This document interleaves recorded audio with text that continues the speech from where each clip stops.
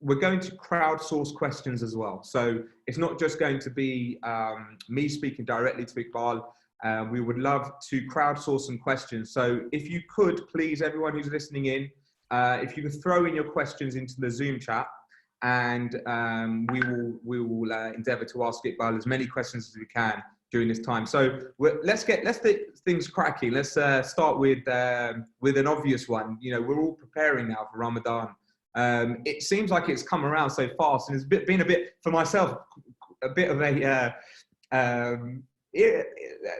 strange situation, because we are in lockdown, and there's almost elements of being in lockdown that have felt introspective, like Ramadan is, you know, even for myself, you know, being at home, being around family, focusing on yourself as well, and self-awareness, and trying to develop your personal character. That's what I focused on as well during lockdown. I've had much more time to myself and my own thoughts. So Iqbal, what kind of things do you think would be great for our community to get the most out of the blessed month?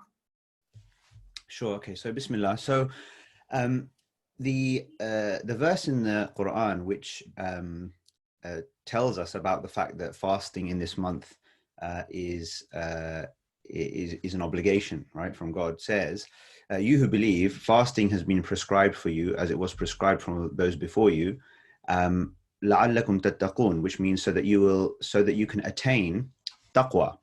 So this concept of taqwa is something that is detailed a lot in the Quran, and the idea is that we become more mindful of God, right, more aware of Allah, and more conscious of Him. And I suppose the process of Ramadan is supposed to help us through the act of fasting and through a greater engagement with the Quran to, I suppose, get to know God better, you know, to put it in really simple terms, right? Who is this God that created us, to whom we are returning, and to sort of build a better relationship with Him. And I think one of the best ways to achieve that, right, or to and one of the things that we should really make a plan for now, I would strongly recommend to everybody who's here participating, is that you try to make a target to go through the Quran in Ramadan, but in a language that you actually understand, right? So it's very common that we, you know, obviously in mosques, right, the culture of Ramadan as we typically have practiced it here means that, you know,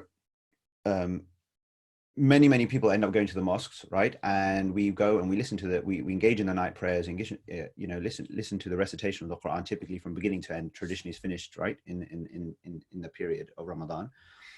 But of course, for the vast majority of those who are attending, like, not much has necessarily happened as far as understanding is concerned.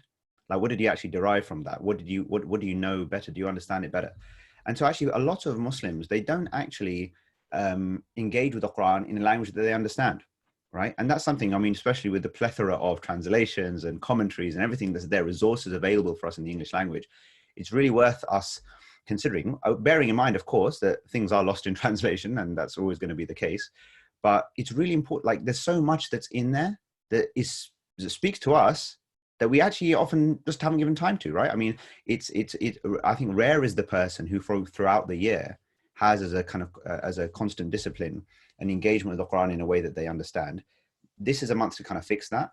And I think that you know, if we are true believers in God Almighty, and if this is His final message to mankind, that is supposed to be guidance and healing and light and insight and, you know, and all of these things, then it's really time to immerse ourselves in that. And that's actually the reason why we actually fast in Ramadan. You know, in a few verses later, to close this response, you know, God says the month of Ramadan is the one in which the Quran was revealed as guidance to mankind and as clear messages, guiding messages, and a criterion to help you differentiate right from wrong. So therefore, because of that fact, when you witness that month, fast in it. So when we fast, we are suppressing our material sort of desires and inclinations, so that we can aspire to something higher and greater, and hopefully be more receptive to messages, right, from the divine. And that's the idea.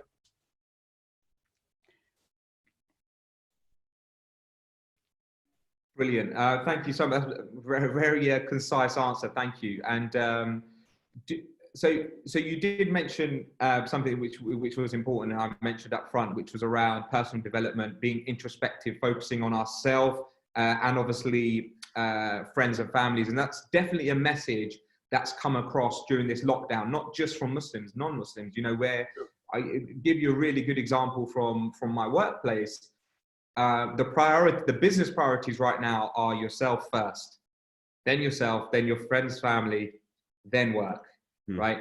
And it's kind of similar thing when you're fasting. You try to put your faith, the fact that you're fasting first. You try to discipline yourself and focus on your fasting and your faith as a fundamental, as a first thing, and then everything else takes a back burner.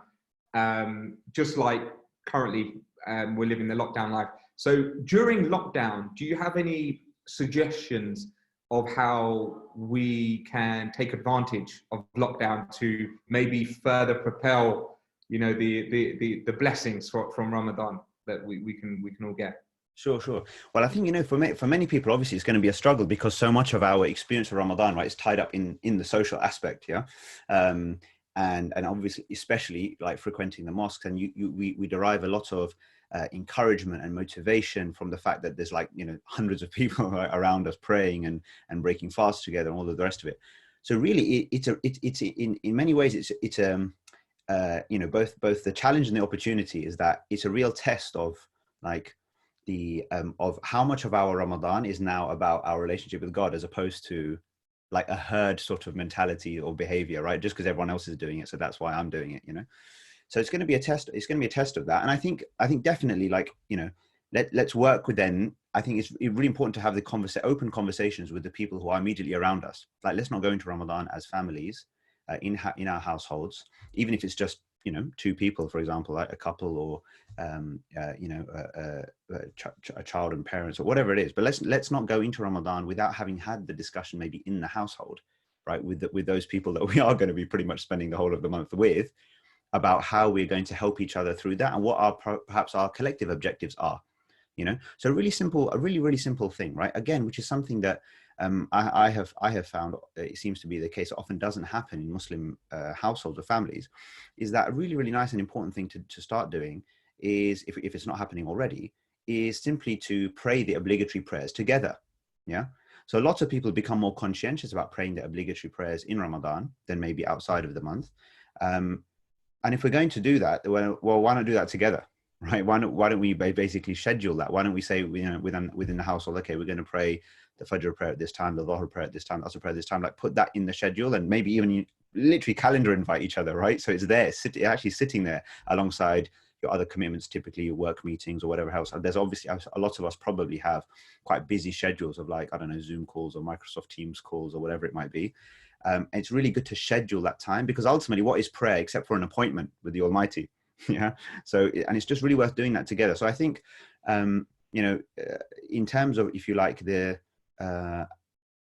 spiritual religious practices, if you want to put it that way, then I would say that certainly planning for the fact that we are going to start the fast together, but maybe help each other with that process, breaking the fast together, the prayer, even then the Quran. So if we're living in many of us do live in kind of large households, perhaps set each other those kind of reading targets, if you like, or even read together.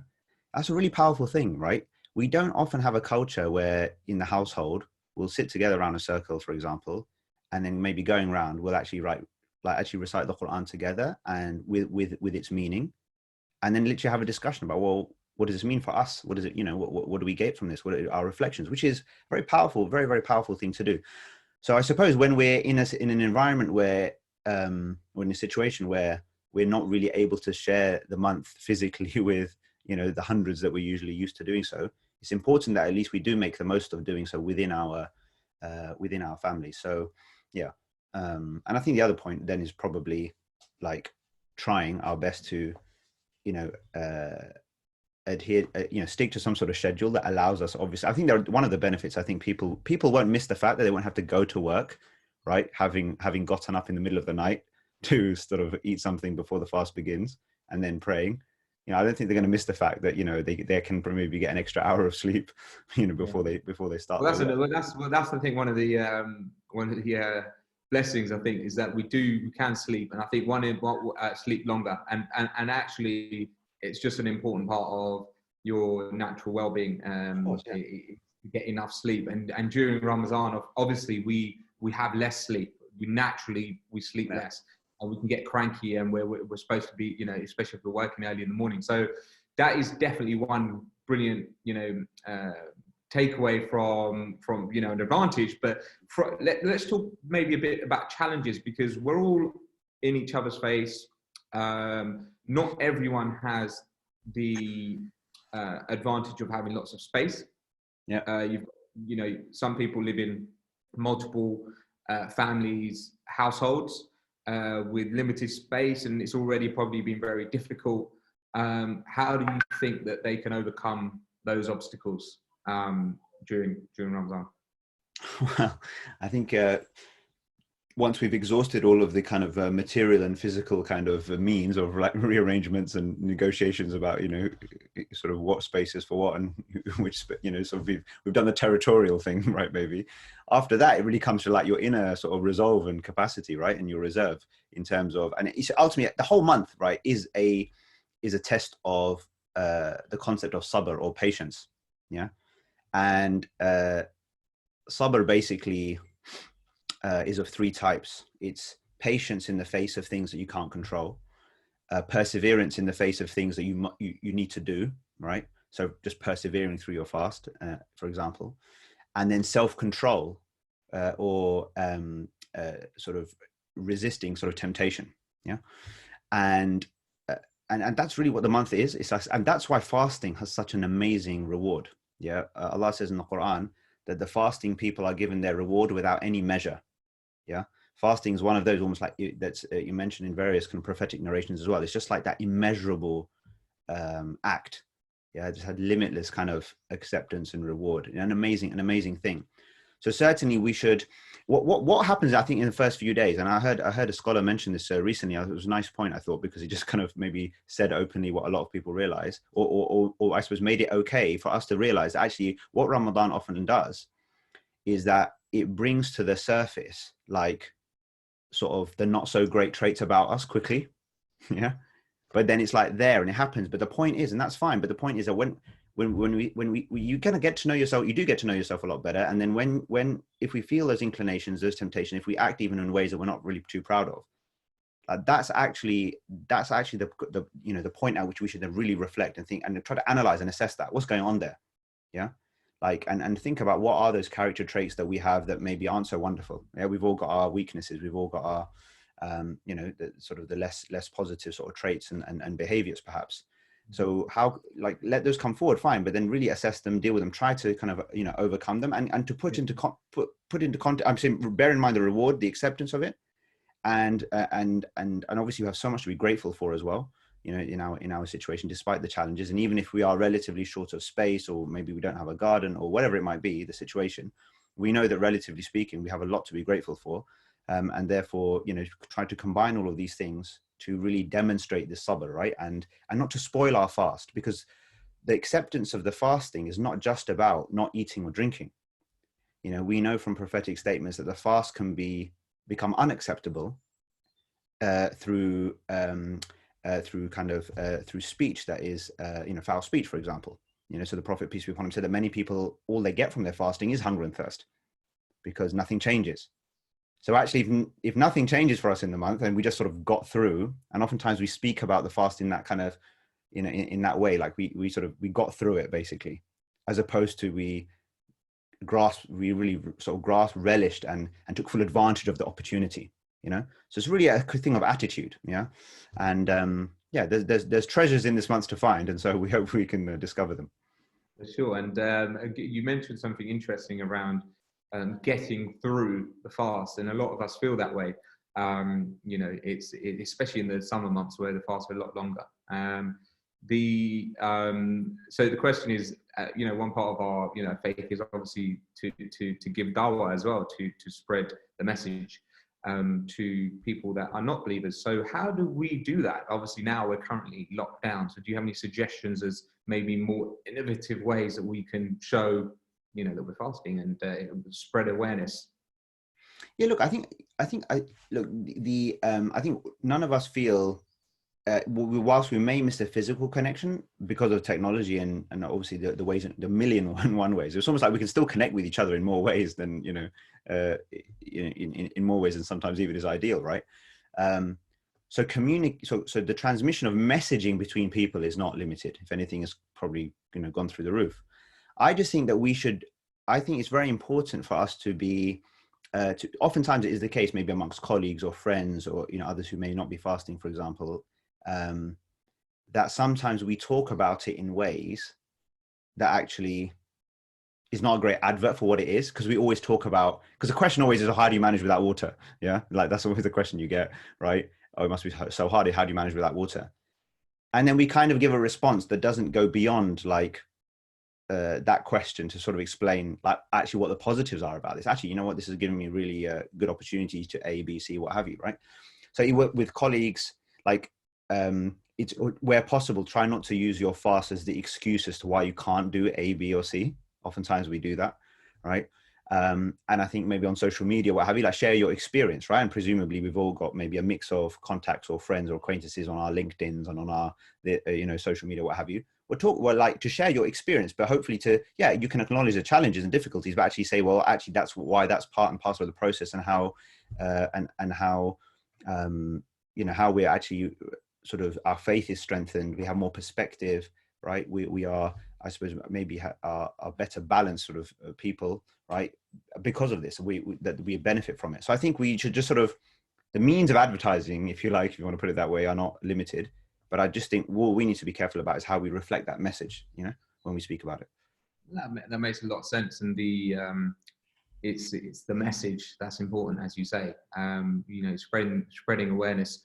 You have to be sensitive to what you're putting out there as well. It's very easy to put stuff out now, and to propagate and to do that at scale through social media. It's very easy, but the message is important. So where you said, something I should think for myself is putting out a nice blessing or a nice moment, rather than saying, can't wait till Exactly. time, super hungry or super thirsty.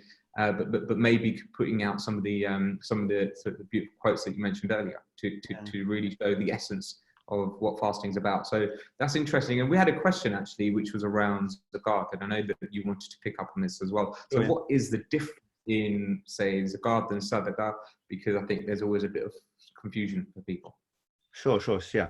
So look, zakat is obviously just like fasting in Ramadan, just like the 5 prayers in the day and night. Yeah, zakat is one of the pillars of Islam, as we know. It's an obligation, and it has a lot of specificities around it, right?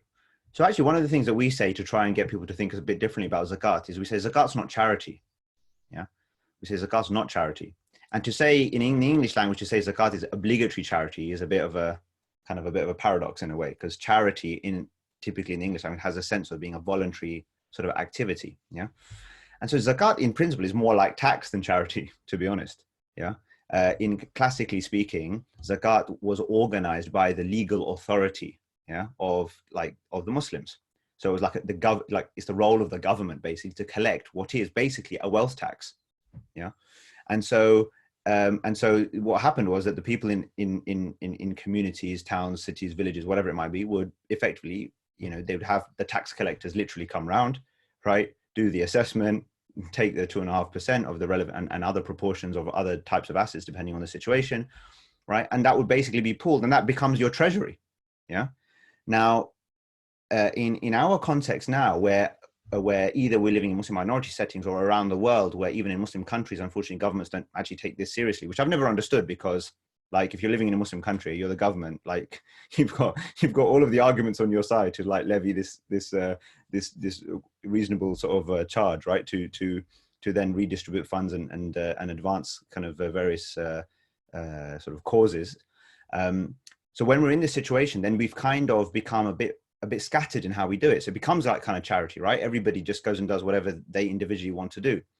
In principle, zakat is supposed to be obviously paid.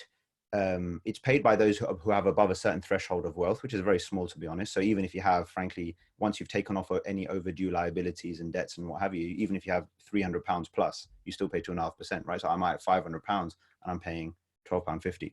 Yeah, I've got good at doing these 2.5% calculations over the years, right? So you might pay that amount. So you calculate it, you've got to pay it by a certain point in time. We can talk about some of the specifics perhaps later. And then in terms of its distribution, in principle, again, going back to classical principles, aligning with this notion of it being more like tax and charity, it was typically, the money was pooled together. It was typically locally distributed, and it was taking care of a variety of concerns, not just abject poverty, right? But other forms of social welfare and also community developmental kind of concerns too. So it's a little bit a good way to think about it is that in principle, it's like a little bit like, membership fees that Muslims pay to be part of Club Islam. That's kind of how I see it, right? That's it's a simple way to see it, because that analogy is really very useful, because even if you literally think about gym membership, right? The members of a gym put money in, you entrust it to the management, yeah? Management makes decisions to try and get the best possible use of funds or whatever for those who've inputted, for all members. Not all members are going to be satisfied with every single thing, perhaps, but you're trying to manage like various concerns. You're obviously not going to just spend it on one type of thing or the other, and nor are you might consult your kind of members, but you're not necessarily going to do exactly what every individual says, right? And you're going to have to spend on a variety of concerns, the equipment, for, security, personal trainers, blah, blah, blah, whatever. And the idea, and this is the point now, this is where it becomes interesting. What's the idea is that you give there's a better experience for the members. More members want to join, right? And the clubs basically flourish and grow. Now, when we say zakat is a pillar of Islam, what we're saying is that we often understand that is that, oh, I as an individual Muslim need to pay zakat. But actually that's true. But what it also means is that exactly what it says, zakat is supposed to be a pillar of this thing called Islam, meaning that as a result of zakat happening properly, this thing called Islam should be in a better place, right? And so that's then achieved by helping individual believers who are suffering from poverty and difficulty overcome their situations, because their faith is at stake when they're in difficulty. But it also means that there are other concerns, right, that are there to be dealt with. Like in our opinion, in a local context, zakat should be being spent actively to, for example, increase, like for the almost a PR of Islam and Muslims in the community, in society, yeah, to make sure that we are effectively represented, to support the development of our especially religious leaders and community champions, as well as taking care of those in difficulty and poverty, and trying to empower people as well, not just to give them a handout, but also try and help them become self-sustaining. This whole range of like concerns that we have as a community that we don't actually invest in. We're actually quite poor in investing in things outside of mosques and buildings in this country as Muslims, right? So that's that. So zakat is supposed to be organized, and sadaqah is like a voluntary charity, which overarchingly is supposed to achieve the same objectives, but basically is extra, right? There's no calculation. You pay when you want. You have a lot. There's a lot more scope in terms of you deciding individually what you do. So that's why we at National Zakat Foundation, what National Zakat Foundation is trying to be, I suppose, is trying to be a sort of a funnel or a platform or a way to connect zakat payers in this country with zakat recipients in this country, whether those would be individuals or various types of projects or causes. And so we kind of conceive of ourselves as a kind of platform through which you can give, like if you're a Muslim zakat payer in this country and you recognize some of the benefits or the principles that we're talking about, then we're telling you, for example, like right now, we can come onto this, that over the last month, because of this situation, we've had over 3,000 Muslims approach us, submit applications to say, we're really struggling, we need help. Yeah, that's one person every 15 minutes, over the last month, and that's continuing. So that need is real. Like a lot of people, and we've been doing this obviously since 2011, we've dealt with almost 20,000 of these situations, right? So it puts in context, you're getting 3,000 in a month. Yeah, puts in context, like that's quite a massive like increase.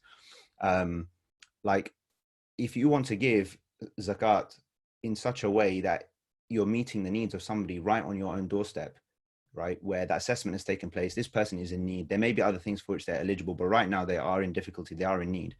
Then we're telling you, yeah, like we're seeing that every day basically. And actually, wouldn't it be amazing if we as Muslims, we now have a mechanism through which all of these people, as long as they are eligible and we go through the testing of that we can say, yeah, these are people that can be supported, should be supported, and we're happy to connect your zakah with those people.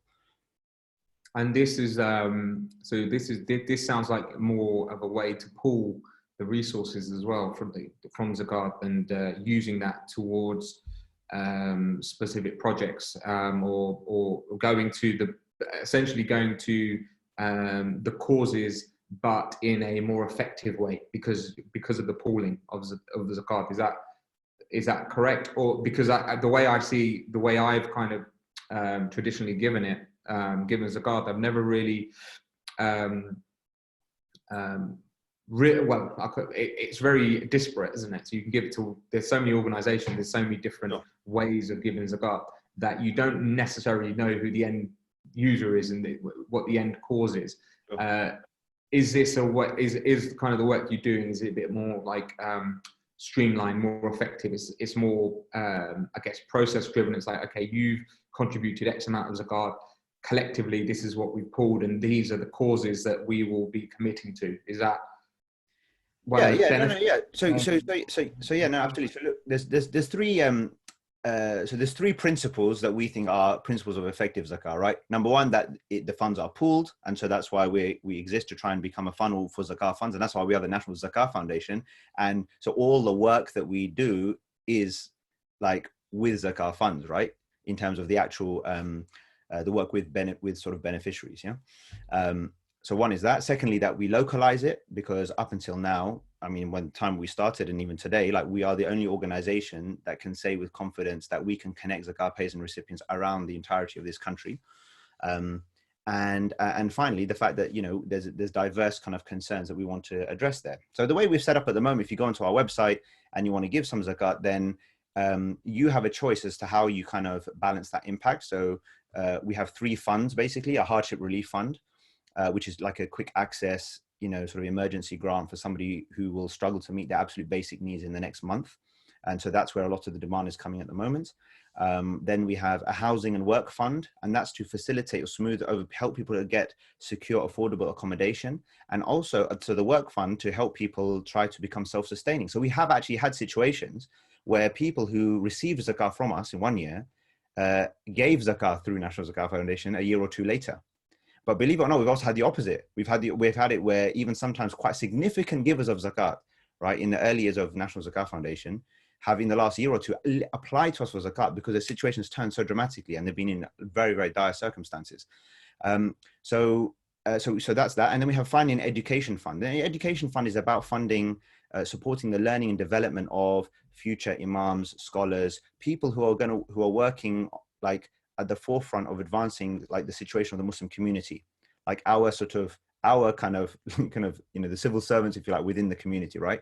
So this is something which I think we really miss, and other faith communities, and frankly, not just faith communities, but any group of people, right, that has a common cause and a bond, like if they have something to achieve in the name of what it is that, you know, they are, then they put money forward and they kind of sponsor people to focus on, you're right, on working on things which are in the interest of the community. I'll give you a basic example. Like, we always are kind of concerned about the fact that Muslims and Islam are kind of disparaged often in the media. Yeah. But like, what do we do about that? Like, in an organized way, what do we actually do about that? You know, do we actually, which is something that we've done recently. And this is the thing, this is where it requires typically public money of the community to become together and be organized to achieve these things. Like, to actually say fund a project or a group of people who will then who literally are salaried and paid, you know, to operate and run a media monitoring committee, for example, to actually engage journalists on behalf of the Muslim community and pick up on stories where we've been disparaged, and actually take that to IPSO and whoever have you, like, actually do that work. Yeah. Now that's not work that's going to happen. Just, you know, it's unlikely to happen. Just where we leave it kind of to chance almost. And that's the point of zakat, right? It's like it gives a minimum layer to which we, of organized funds, basically, to achieve certain things. So, but on our website, the moment you can go in and you can basically decide, okay, well, how do I want that impact? So if you're saying, well, actually, you know what, all I want to do, I'm happy to give zakat to somebody locally, and I recognize that, you know, with the current situation, there are literally so many people and families who are actually struggling right here and now. And a lot of them are going to have to wait some weeks before their universal credit kicks in, for example, or other government support kicks in, right? I mean, there's delays. So there's a huge amount of concern about this kind of sharp poverty that people may suffer in this kind of near term. Then and if you want to give it all into the hardship relief fund, then you can do that. So you can basically, decide how you want to portfolio manage your zakat effectively. Yeah, so that's how it is. Thank you. Really, really, again, really good amount of detail. And that makes 100% sense to me. And one thing that I think is confusing for people is, and it's a question that's been asked, is around calculation of zakat. And how do you calculate it in a nutshell? Because it's based on obviously your wealth or your savings, but then what constitutes savings, for example. Yeah. So you're able to sort of explain how it would work. Yeah, sure. So I'll give the I'll give like the kind of basic principles.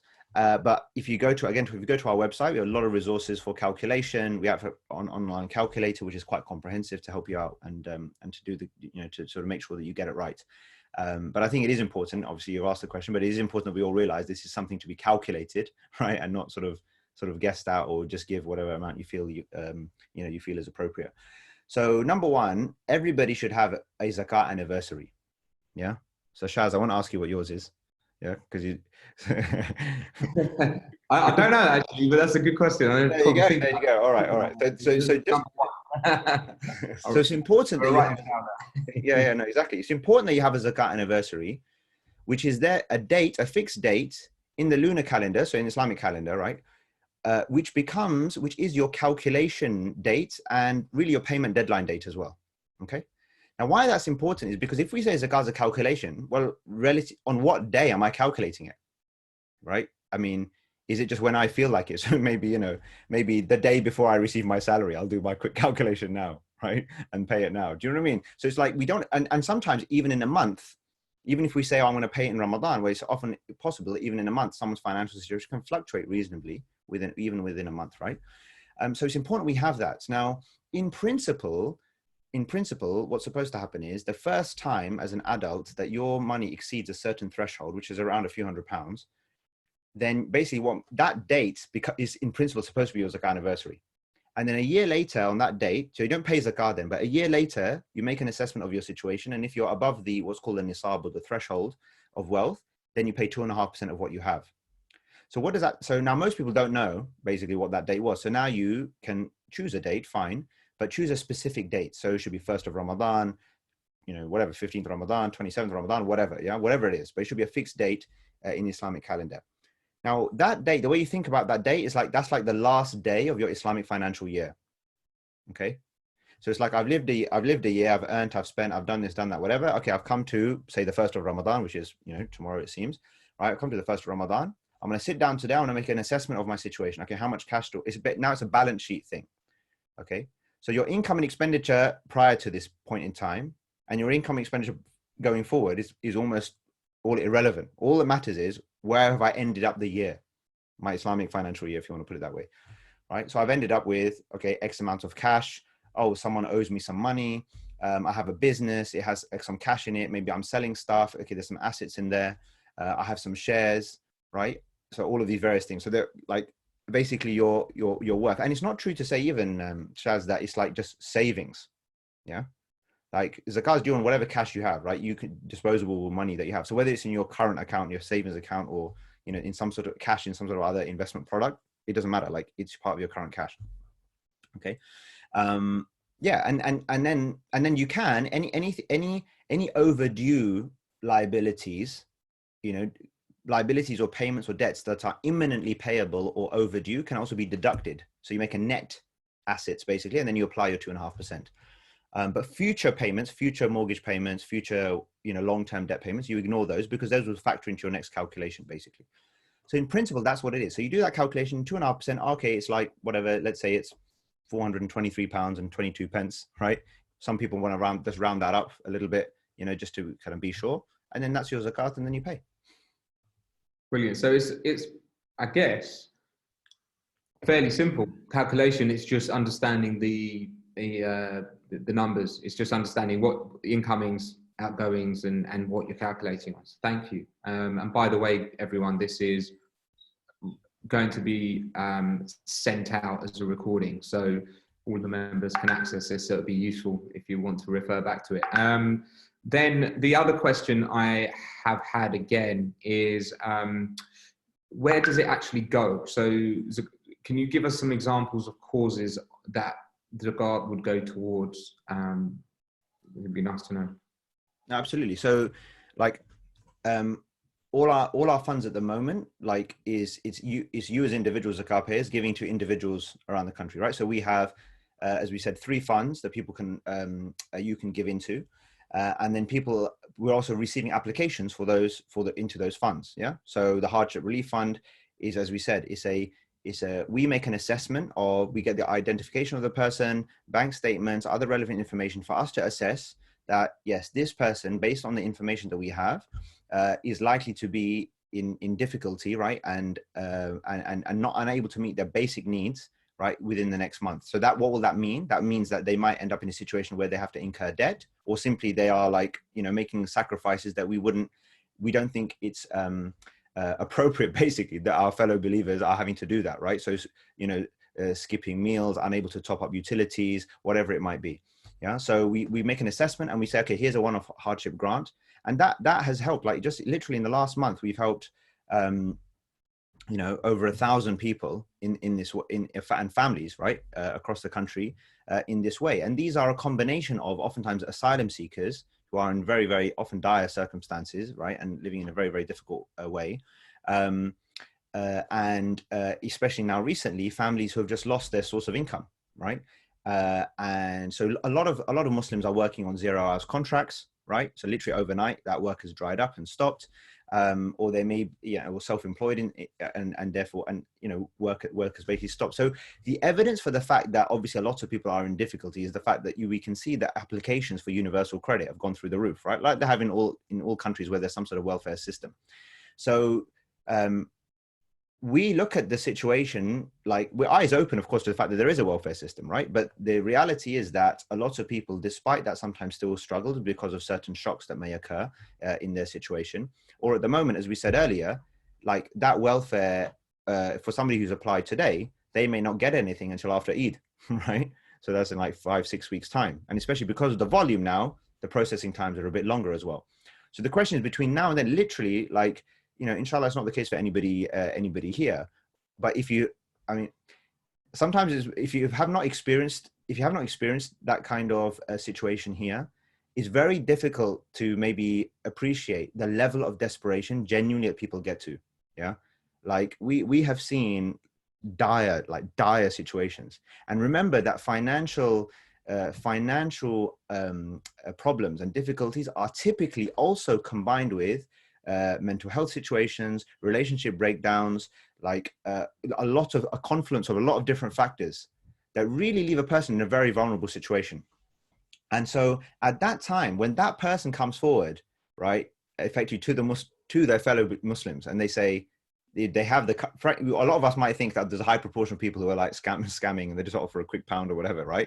No, it's entirely the opposite. I find, and we have found over the years, that the vast majority of people, in the way that they speak about their situation, they're actually highly regretful and they don't like the fact they've had to do this, but they're doing it because they're really desperate.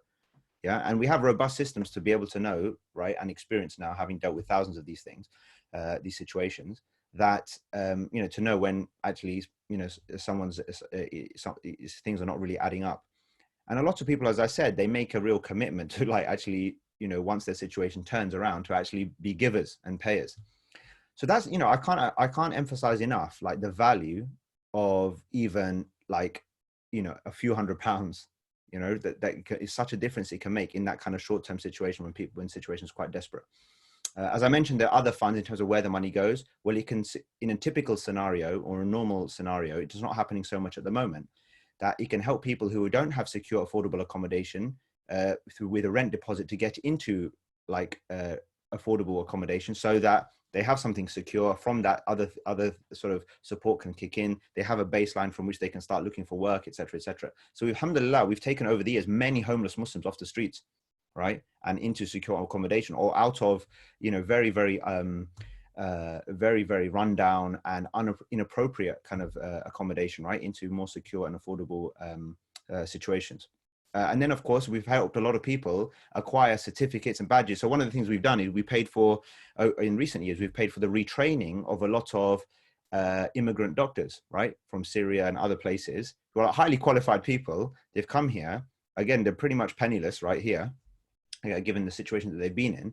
And we've paid for their retraining. So there's literally people working in NHS today who, like your Zakat or the Zakat of Muslims here has facilitated, right, for them to actually qualify and now are practicing out there, right? And they're not only bringing benefit, but they're obviously hopefully earning well, and they're giving zakat and all the rest of it. So there's that. And finally, as I mentioned, the education fund, where, you know, especially investing in our imams and future scholars. You know, who are the people that are going to be the people who, for our children and their grandchildren, are going to communicate Islam in a way, right, that people will understand? Like, this is a significant challenge, right? We still have relatively few credible public voices that can represent this faith, communicate in a way that young people get and understand. And that's a real concern, because this faith, after the guidance of Allah, right, this faith will increase amongst people or decline literally on the basis in relation to how it's communicated. Yeah, how it's understood. And frankly, in the world that we're living in at the moment, and with the things that young people are exposed to, like, we have to make the case for this thing, because there's lots of other attractive propositions out there, frankly. Yeah. And the feedback we're getting at the moment is the information that you say, just on your point around the way that we should be portraying this or driving awareness. From the chat, it seems as though, mashallah, the way you've delivered this, everyone's found it very informative, which is brilliant. All the feedback so far has been brilliant, and I think you are definitely one of those people that can help spread that message. And I think we all individually need to learn from today's webinar and from other resources, the fundamentals, to get the fundamental baseline, so that when we want to talk about Ramadan, when we want to talk about zakat, we are able to communicate that, because that's a challenge for everyone.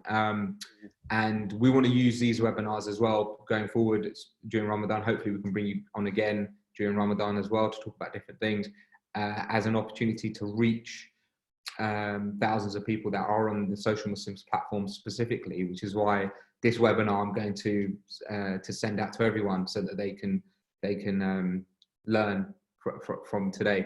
But just we do have a couple more questions. So before we close, I'd love to quickly ask you these. Specifically to your foundation, is UK causes, is specific to UK causes, or yeah. So so if I was here and I'm watching this webinar now, and obviously I've got my Zakat anniversary coming up, and I'm thinking about, right, I need to commit my zakat to a specific organization. Why would National Zakat Foundation be kind of the first choice? And I guess a follow-on question from that to finish is, why the UK versus global causes? Sure. No, I understand. So I think the first reason would be that we are actually a National Zakat Foundation. Like, we're specialists in zakat, right? So we can help you with the calculation. I think it's fair to say, and I think most charities would, most charities around the country would acknowledge that no charity has actually gone in as much depth and research and thought really as to what is zakat, how should we best implement it and do it, right? And not just to see it as charity, basically. So, entrust your zakat with an organization that takes zakat seriously and is a specialist for zakat, right? I mean, for your legal concerns, you go to a lawyer. For your accountancy concerns, you go to an accountant, right? And for whatever concerns for your medical concerns, you go to your sort of GP or doctor, what have you. And for your teeth, you definitely go to a dentist, right? So for your zakat, go to a zakat organization. Yeah, Makes sense. There is a difference between a zakat institution and a charity, which does kind of all sorts, right? So that's number one. Number two is because, alhamdulillah, we feel that, the way we've set things up at the moment is very transparent, it's very clear. We communicate, clearly to you, like, what's happening with the funds, when your funds are being distributed, etc. And I think the local point, or the UK point, is simply about tying back to what we said at the beginning. You know, if you can appreciate that your zakat is not an individual act of personal charity, but it is an investment alongside your fellow Muslims into the future of Islam and Muslims in this country, where whether we like it or not, it seems that we are here now. Like, it's time that we get over the fact, yeah, right, that we are like in this country. Our children are probably going to be in this country. Our grandchildren are going to be in this country, right? So our at the moment, a lot of our giving is about looking back to what was, but it's about now really looking forward to what will be. And we have a responsibility as believers, in the eyes of the one who obligated zakat upon us, to spend these funds in a way that do something for this, for Islam and Muslims where we are, because this is where we're responsible. You know, what the situation of Islam is by the time we leave this earth, right, is like, it's all our joint responsibility. And just like anything else, you got to fund it, man. you got to invest in it. And it is the worst thing, and this is the worst irony, I would have to say, you know, and and I think we'll all agree on one thing when it comes to the local global. Yeah, we'll all agree that no matter what we do around the world, it remains unacceptable, and it will be something for which we will collectively be answerable if it is the case, as it is the case, that a Muslim within our community presents themselves to us to say, listen, I am really desperate and I'm in difficulty, and we just don't have a response to that. Yeah, like, that's just not good enough. It's not good enough. It doesn't so whatever we do elsewhere, it doesn't excuse us from this. And it's important. And I think the final thing is, with this zakat, which is, look, 2.5%, right, of your sort of zakatable wealth on one day a year, put it in this way. Yeah, put it locally, put it alongside others for this purpose, and with all of the rest of your wealth for the rest of the year, do what you want. Yeah, like, you do. So it's not that you can't achieve a balance. Yeah, it's not that you can't, within all of your giving, it's not that you can't achieve a balance between local and international. And some people who've never done this before, they think, okay, fine, I'm not going to give all of my zakat locally, but I'll give 50%. A lot of times we find that people calculate the zakat on our website. There's zakat due, say, £1,000. Okay, they go £500 locally, £500 elsewhere. Fine. But, you know, at the very least, don't completely deny the opportunity, frankly, to do something here, you know, for your community, right? For people who are in difficulty on your own doorstep. So that's what I would say. Thank you. We've got one more question, actually, before we close. It's around National Zakat Foundation, and whether, or in general, if there's any volunteering that we can do during Ramadan since we're in lockdown, or any advice as what people can do. Sure, I think that would be the final question before we have to. No, sure. You know, one of the most powerful things that you can do, especially as social Muslims, connected people, right, is literally share the message. Like, literally go onto the website or on our social media, you know, join our social media and literally just share the message. Like, you know, it seems like a really simple thing, but like I say to you, look at your phone book, look at all of your friends, your contacts, right? Do they not all know about NZF and what the opportunity that we are supplying? So if you feel positive about what we've been discussing today, and you feel, yeah, I'd quite like to actually entrust some of our zakat to National Zakat Foundation, well, why not get 10 others to do the same, right? I mean, 10 is actually a small target for you guys, I'm sure, right? So that would be really helpful, really positive, because obviously that spreads the message. Like, you know, a lot of people buy into things because obviously they're friends and they're trusted kind of, trusted friends and acquaintances, right, buy into certain things. So that is really, really helpful for us. And it doesn't take much time, but the impact can be significant. You know, you get 10 people who are giving X amount each, you know, that might be a few £1,000s zakat that comes in, that's having a lot of impact, and all of that benefit is on you now. Because, you know, one thing which we often forget about is the fact that doing an action, right, a good action, is obviously powerful and rewardable, but enabling an action is even more powerful, right? So that, I would say, in terms of, at the moment, because of our lockdown type situation, because of the volume of what we're dealing with right now, it's literally like we actually have been hiring people literally to deal with like more, you know, administrative capacity and everything else. So at the moment, it's difficult for us to take on, in this kind of remote type of scenario, like extra volunteering capacity just for sort of ad hoc things. What I suppose we're relying on more is for people to take their own initiative to try to, you know, sort of advocate for the cause and share the message, you know, at whatever level they feel comfortable. That certainly, I think, at this time especially, is the biggest help, because the last thing that we want, and this will be our message to Muslims in this Ramadan, because of the demand that's coming through, and this has never happened before, but we don't want to run out of zakat, basically. So we don't want to come to the end of Ramadan and have this much zakat, but then the demand that comes through over the next months, right? The need, if you like, that is presented, it means that we are having to then like either just not being unable to meet the demand, right? That's coming through. Because as you can appreciate, 80% of the zakat comes in Ramadan, right? And 80% of that comes the last 10 days, and 80% of that comes into the 27th night. Literally, it's like, you know, it's like so seasonal. Yeah. So typically, whatever we have at the end of Ramadan, we know what we're going to have for the rest of the year, right? And then we typically try and budget on that basis. Historically, it's been the case that we've been in a position where we can actually advertise more the fact that, look, we're here for people in need, and we can help the numbers of applications increase. This time, because of the situation, it might be the opposite, and that's what we don't want.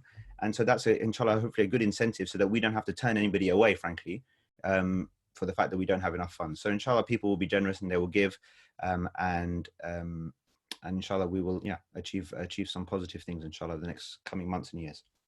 Inshallah. Wow. Wow. It felt like an hour flew by. You obviously know what you're talking about, and that says a lot, because you certainly know your subject matter. You certainly are a specialist in this area, which is brilliant. So I'm definitely going to rerun this webinar to pick up those golden nuggets from today. One thing I definitely will do is add that as a Zakat anniversary into my diary. Probably go away and calculate what I think I owe, and then maybe run it through your calculator. I'm sure that will help as well. Sure. And another thing I'm definitely going to do is spread more awareness, specifically on zakat and the purpose of zakat versus sadaqah. I think that's an important thing. So there's a few things I'm going to go away. Hopefully, everyone else who's listening to this goes away and does these things as well. And if people want to get in touch with yourself, Iqbal, we're going to definitely do more with you, hopefully, if you're available over the coming weeks. We'll bring you onto more of these webinars. If people want to get in touch, what's the easiest way to do that? Just my first name, Iqbal, Iqbal, at nzf.org.uk. So you could just send me an email, inshallah. And happy to hear from you. Inshallah. Iqbal, brother, thank you so much. Thank you, Shah. Thanks, everybody. Thank you so much for hosting us, giving us the time and the platform. And we hope we can work together, inshallah, throughout Ramadan and after as well, inshallah. Inshallah. Thank you, brother Naeem. And we will hear from you as well, hopefully, in the next webinar as well. I'm just a student. You've got a lot to give as well. Assalamu alaikum. Okay. Ramadan Mubarak to everybody. May Allah protect you and keep you safe, inshallah. Assalamu alaikum. Have a blessed month, everyone. Take care. Assalamu alaikum. Wa alaikum.